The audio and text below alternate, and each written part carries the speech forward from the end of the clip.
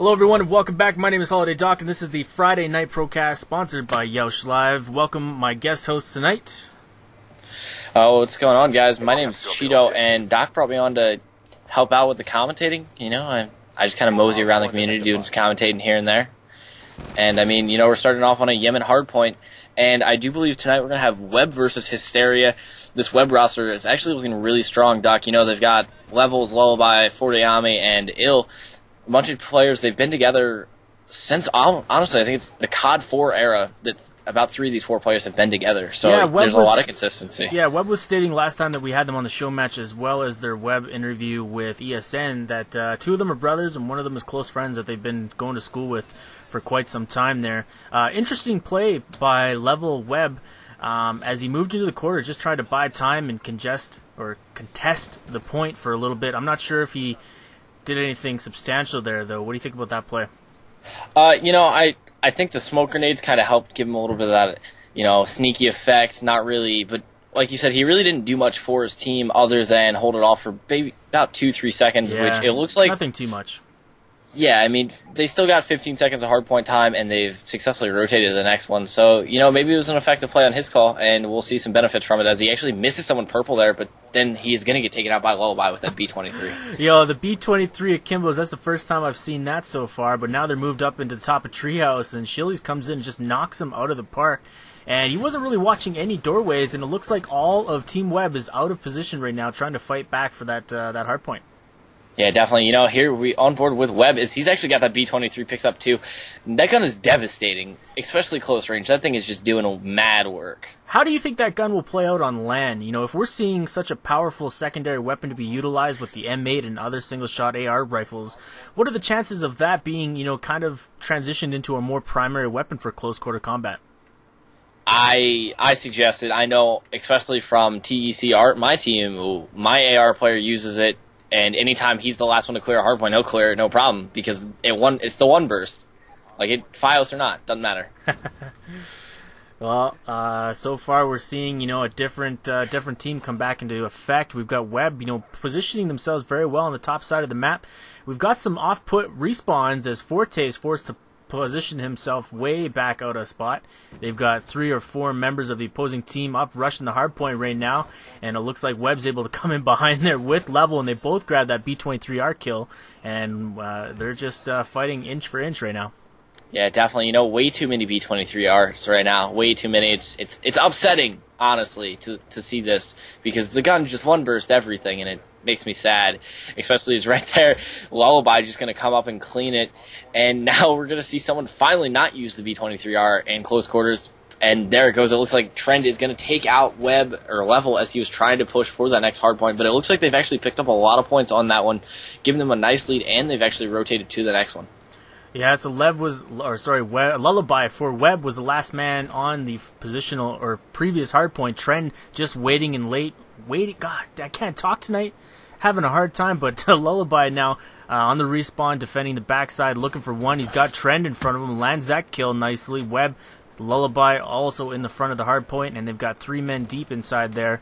Is this one of those hardpoints where you just kind of shovel as many people in, or is it more a zone control? You know, the way we play it, we tend to put 2 people in there, and you got to have one watching the jump up, the other one watches stairs.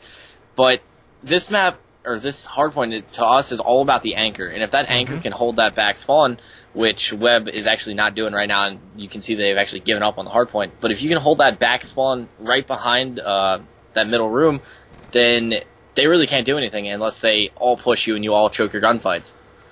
So, I mean, for us, it's all about taking out the anchor, especially in that key hardpoint. So right now we're sitting behind Level as he's positioned himself in the side jump up building, looking into also top treehouse as he's throwing down the trophy system. Kind of a unique play. I'm not seeing a whole lot of those being utilized in previous matchups, but seem to have saved the day there as a grenade lands right in front of him. But it looks like Hysteria is able to come in there and clean out that hardpoint as he is now just pulling in the airstrike. Yeah, definitely. You know, he dropped that airstrike and he split it pretty well. He got 2 of them. He also got hopefully he got the chance to actually call out the other two players, as he's just dropping trophy system on trophy system as Shill's going to pick up the quad.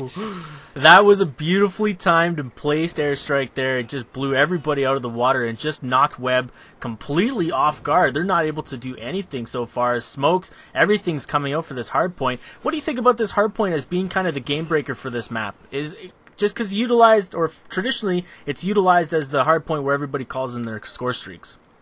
Yeah, definitely. It's definitely the game changer, because that's the last hard point that the map actually falls on, is that everyone just streak it. Just streak.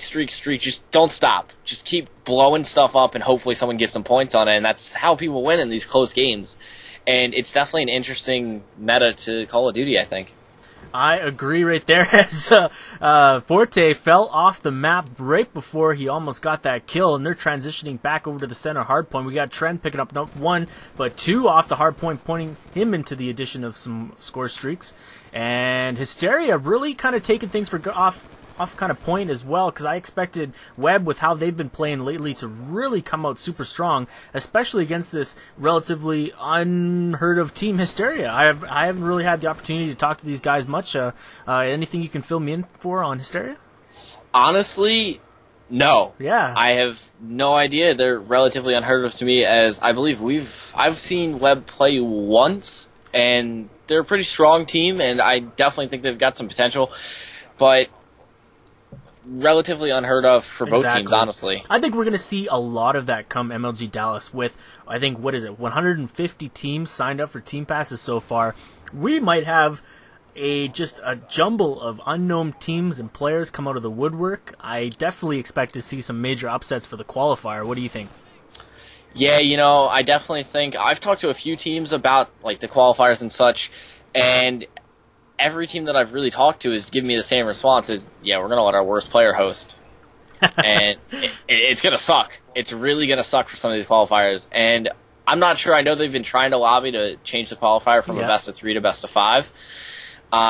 I've been absent today and all that stuff, but I'm not sure if that's actually going to work, because I think a best of 5 would work perfectly. I agree. They said it was due to time constraints and how they wanted to organize the days and the times of the days for the qualifiers. So, it may just come down to it has to be a best of 3. But if we see that, I think there's going to be a lot of upset pro teams out there, a lot of very disgruntled players, and they'll just have to deal with it. But right now, they've finally tied things up, at least put it back into within arm's reach. We got Webb now just trailing, or just ahead by 10 points, and the last couple of hard points did wonders for them. We've got Forte now for Team Webb up on the front side, and they're all kind of positioning themselves to jump in here. And it looks like, Forte was able to wrap up the kill, and now they're going to be looking to the west side and try to find some kills downrange. Yeah, you saw Forte actually pushed in there with that B-23R and the one-burst gun, as now we're going to have Shields picking up some more kill streak kills. But, how about we hop on board with this Hysteria team, Doc, and see if they can actually take it over. All right, they're down by just under 5-6 points, and they're going to be jumping into the next hardpoint window as Webb was already positioned. I'm surprised I haven't seen any shotgun play being pulled out by either team on that church hardpoint, as it is such a close-range, devastating weapon. And I was using it myself earlier in some league play and team scrims, and it's so hard for the enemy team to push you out of there once you get in there. Bring the shotgun into the stock. Whatever. You gotta utilize it if it's out there, man. And we did come to a gentleman's agreement for this show match. I have to put it to these guys. We both agreed that we didn't want to see the foul. It's just not entertaining. Maybe we'll set a precedence for the MLG qualifiers or for MLG Dallas that, it's just the gun that the viewers don't want to see. So let's start a trend. Let's do show matches and scrims without it. That's what I'm saying. Yeah, I believe the MLG stream actually, they asked all the teams not to use it because it disrupted the viewers, but then allowing it in the qualifier doesn't make sense, does it? There's not a lot of things in this community that make sense, but we love it. All right, we're coming down to the very end of the game. 50 seconds left. The transition to the next hardpoint is about to come up, and this is going to be the hardpoint that wins the game. Can Hysteria hold on to their 15-point lead, 18-point lead as they're moving over here? And here comes the hardpoint, or the kill streaks on the next hardpoint. Lightning Strike lands, takes out a beautiful 3-piece, and now we've got another Hell Strike missile as well as a sentry gun put down. I think this is in the bag for Team Hysteria.